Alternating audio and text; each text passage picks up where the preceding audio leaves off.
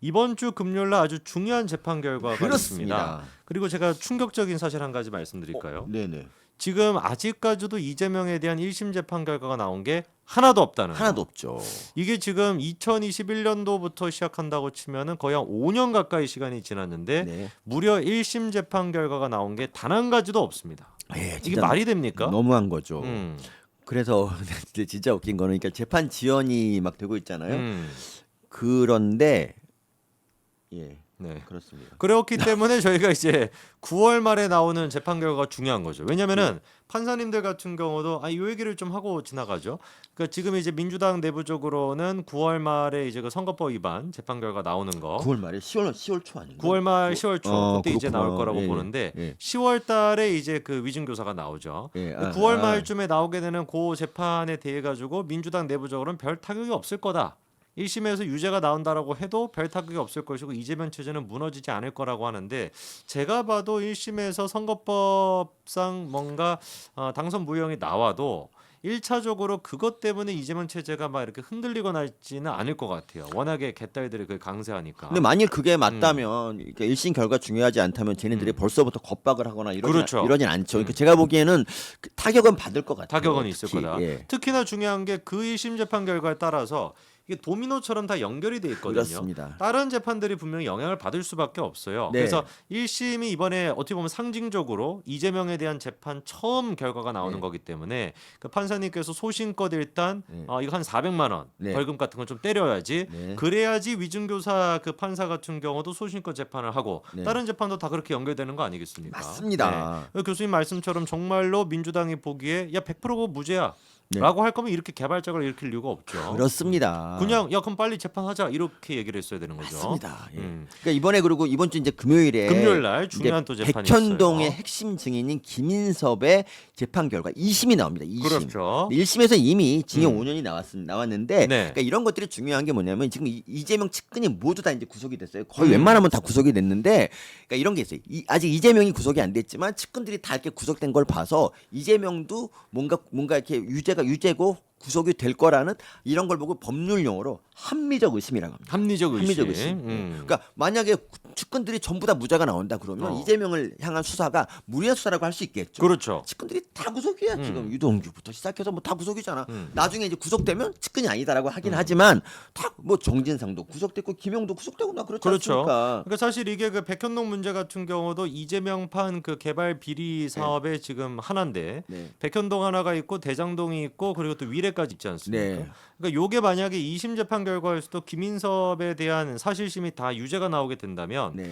그 대장동이나 위례 신도시 개발 같은 경우는 당연히 합리적으로 우리가 의심해 봤을 때 위법 사항이 있을 수밖에 없는 거예요. 맞습니다. 그리고 이제 김인섭은 혹시 이제 모르시는 분들 말씀드리자면 어떤 죄를 졌냐면 이제 자기가 이재명 측근인데 청탁을 해가지고 이제 땅을 갖다 용도 변경을 4단계 종상향한 그렇죠. 바로 그거가 이제 그러고 나서 돈을 엄청 받았잖아요. 170억인가를 받았나 뭐 기억이 안 나 까먹었는데 돈을 그렇게 받은 것 때문에 김인섭은 지금 77억. 77억 받았구나. 그렇습니다.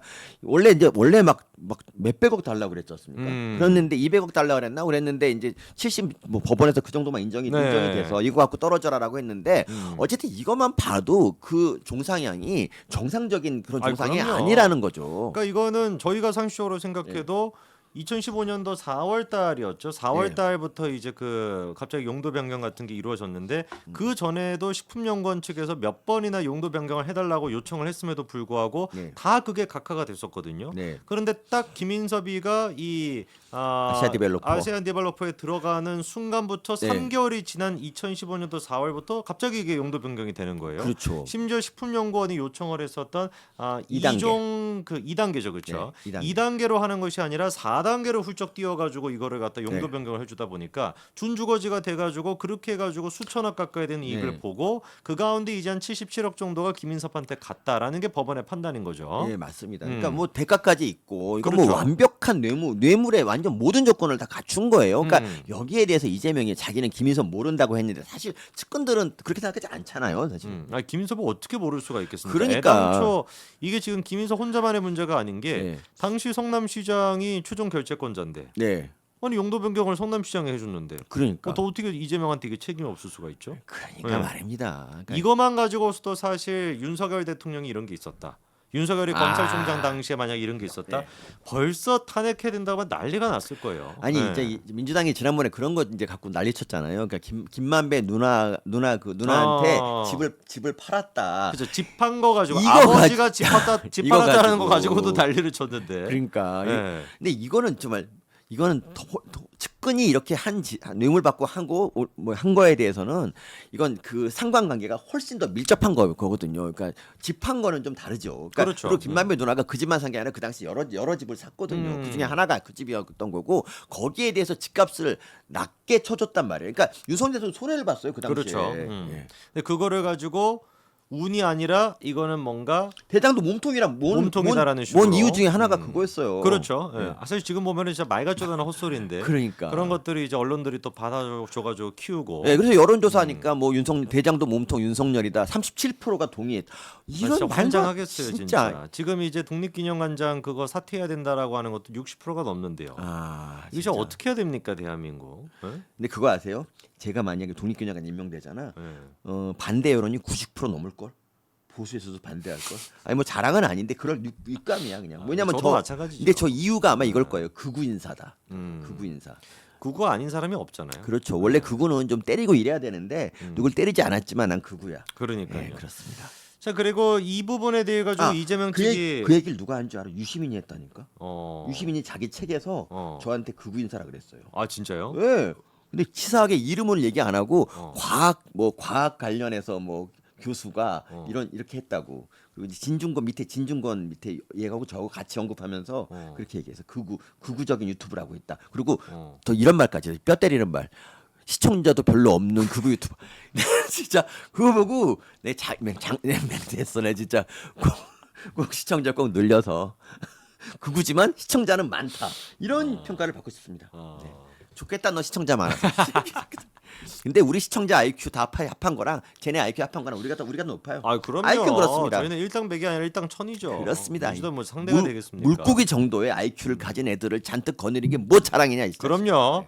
그리고 이제 이 부분에 대해서 이재명이 반박한다라고 얘기했던 것 때문에 지금 또 재판을 받게 되죠. 네. 그게 바로 이제 박근혜 정부의 용도 변경 지시 때문에 한 것이지 자기는 사적 이익을 네. 추구하고자 했던 게 아니다. 그게 이제 또 마찬가지로 선거법 위반입니다. 예, 공직선거법 위반. 그러니까 그렇죠. 이거 가지고 이게 허위 증언이라는 것 때문에 그런데 사실 뭐 국토부 직원들은 이미 다 이제 이거 국토부가 압력 가한 적 없다라고 다 뭐 얘기를 다 했어요. 그러니까 뭐 이재명 빼고는 누구도 그걸 압력을 느끼지 않았어요. 그럼요. 예.